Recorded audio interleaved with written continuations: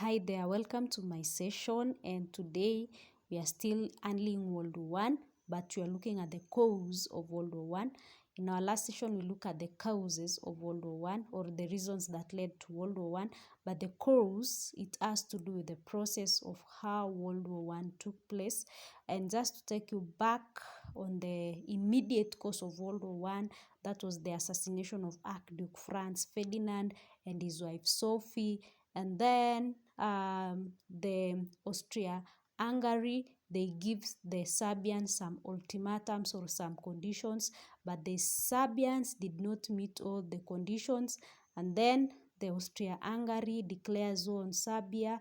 And then after Austria-Hungary declares war on the Serbians, Russians, they supported the Serbians. And then the Germans, they offer a 12-hour ultimatum to the Russians to cease mobilization, by the Russians did not cease their mobilization.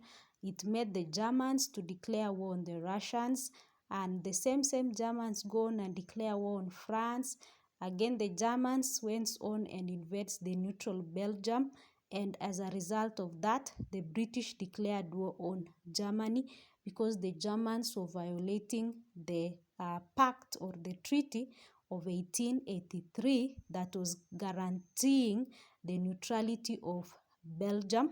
So now the British, when they declared war on Germany, World War One started. So among the long-term causes of World War One was the system alliance or formation of alliances. And if you can be able to see, we had Central Powers and the Allied Forces. Central Powers were also called the Triple Alliance, and the Allied Forces were called the Triple Entente. Central Powers included the Germans, or the Germany, Hungary, Bulgaria, Turkey, Austria, and Italy. And then the Allied Forces, also the Triple Entente, it included the Britain, the Russians, the Japan, France, Montenegro, and Serbia. So we have been told that many other nations joined the Allies during the course of the war. I beg your pardon, during the course of the war. And we have been told that the war was being fought on two main fronts. That is the Western Front, and it was mainly in France and Belgium. And then we have the Eastern Front. It was mainly in Russia and the Balkans. And then we have the war on the seas. And this war, both blocs confidently expected a quick victory, of which it was the opposite. There was no quick victory because World War One took place between the year 1914 and 1918. And we have been told that there existed several other theaters of war. So apart from the main two fronts, that is Western Front and the Eastern Front, and then we had the war in the seas. Also, we had some wars in East Africa, whereby the British fought it out with the Germans in Tanganyika, among other places. So let's look at war on the Western Front. So now World War One has broken out, and we have been told that the Germans opened the Western Front by invading Luxembourg and Belgium. And the Germans had a Schlieffen plan, and this Schlieffen plan, they planned to attack France. So the France tried to launch their own attack against the German at Alsace and Lorraine provinces, but they failed miserably. And if you look at the causes of World War One, the reason why the Germans were trying to launch an attack at those two provinces, they were rich in coal and iron and other minerals. That is why the Germans were really eyeing the Alsace and Lorraine provinces, but they failed miserably. And then the British force sent to assist the French, but again the German forces were sent back the British.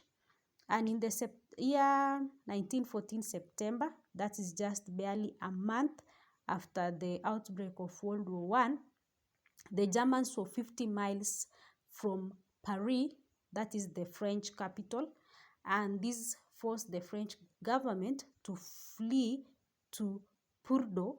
Some people will pronounce it as Bordeaux. They fled to Bordeaux in panic. And again, the Germans were very overconfident, and they attacked the French both from east and from west. So when they were attacking the French from east and the west, they created a vacuum in the center, and the British and the French used that opportunity to attack them. Then the Germans sensed danger. Their German High Commander ordered the German forces to draw back across the Marne River. Some will pronounce it as Marne River. When you look up there in my notes, I've indicated with the pencil the pronunciations. And so meaning this Schlieffen plan of the Germans failed. So let's look at the reason why the Schlieffen plan failed. One of the reasons of why this Schlieffen plan failed is that the Russians mobilized our forces faster than expected, and this made the German forces to be deployed in the Eastern Front than anticipated. So when the Germans were mobilizing our forces, they thought that the Russians will be slow, but the Russians mobilized their forces faster than they expected, and then they had to be deployed in the Eastern Front.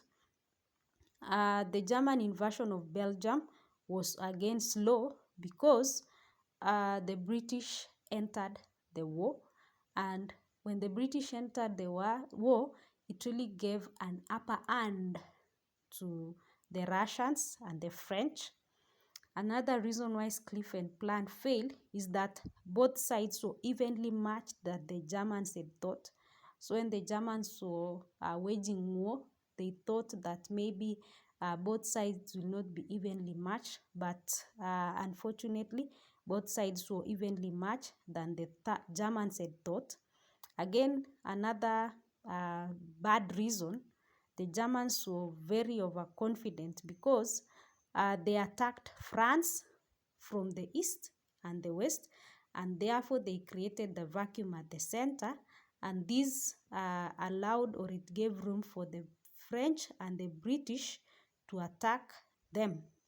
So after drawing back across the Marne River, they resorted to what we call the trench warfare.